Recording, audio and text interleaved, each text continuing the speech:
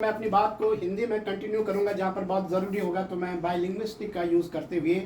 आपका सहयोग लेते हुए आगे बढ़ता रहूँगा। तो एक बार मैं फिर आप सभी का इस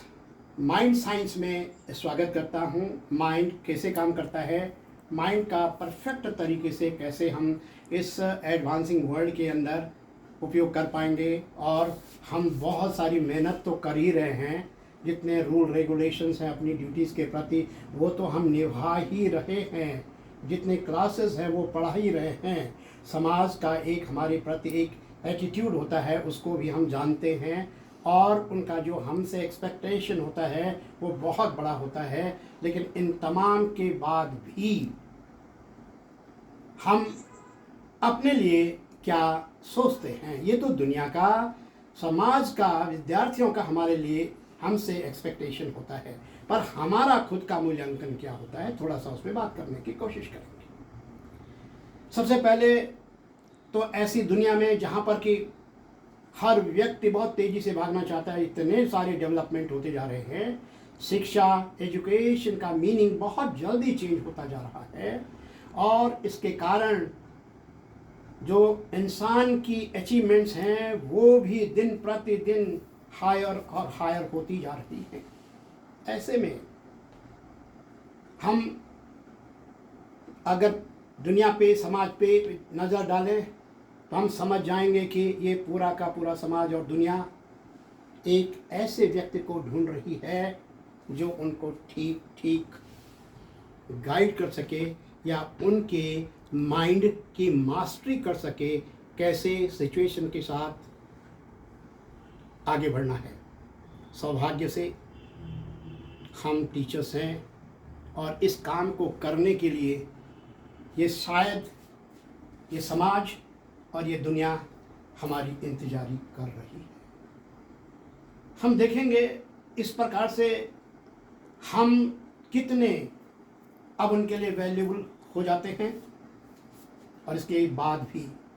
हम जब हायर एजुकेशन में टीचर्स के बतौर अपनी सेवाएं दे रहे हों और पूरे ढंग से दे रहे हों, तबीयत से काम कर रहे हों, तो अब अंदाज़ा लगा सकते हैं कि हमारा वज़न,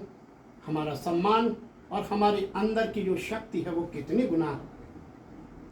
बढ़ जाती है। ठीक वैसे ही जिस प्रकार से कि एक घनी बस्ती में एक बहुत बड़ा कोई लाइट का पोल है जिसका वोल्टेज बहुत हाई है और वो बहुत दूर दूर तक लाइट फेंक रहा है, प्रकाशित कर रहा है, ठीक मैं समझता हूँ कि हायर एजुकेशन में टीचर होने के नाते हमें ये अपॉर्चुनिटी मिल जाती है, जिसका कि हम धन्यवाद करते हुए, सौभाग्य का एहसास करते हुए आगे बढ़ना चाहते हैं। जब ये वाला पार्ट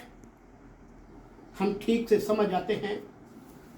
तो मेरा ये मानना है, और ये जो साइंस जिसको मैं आपके सामने प्रस्तुत करने जा रहा हूँ, इसमें अब हमारा जो आगे बढ़ने का रास्ता है वो कितने बेहतर ढंग से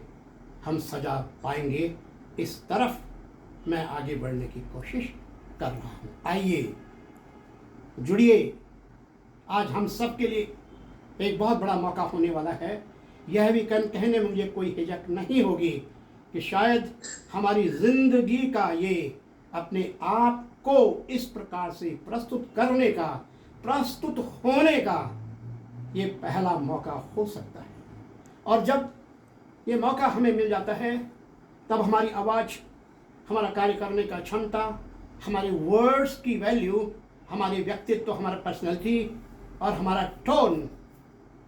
बदला जा सकता है। और यही तो चाहिए विद्यार्थियों को, समाज को, जिसके लिए वो हमें देख रहा होगा। हम उसको रोल मॉडल के रूप में, शायद जब इस ढंग से काम करेंगे तो हम रोल मॉडल के रूप में प्रस्तुत होंगे। मेरा मानना है कि जब इस ढंग से हम काम करेंगे तो हमारी क्लास और हमारे समाज में कोई भी व्यक्ति किसी भी मिजाज, किसी भी टाइप का, किसी भी एटीट्यूड का हो, उसे अपनी बात को समझाने के लिए हम प्रेरित कर सकते हैं। आज का यह विषय इसी बात के लिए हमें अब और इंथुजियास्टिक बना करके प्रोग्राम से और क्लोज से जोड़ने के लिए आह्वान करता है। आइए और करीब से बारीकी से समझने की एक एक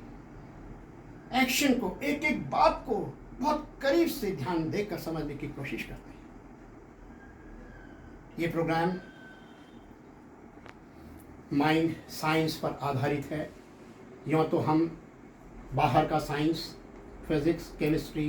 mathematics, botany, zoology, defence studies, geography और तमाम सारे सब्जेक्ट, इन्वायरमेंटल साइंस भी उसमें है और तमाम सारे और साइंस हैं, ये हम अभी बाहर की दुनिया में पढ़ चुके हैं। इनका जो भी असर, जो भी नॉलेज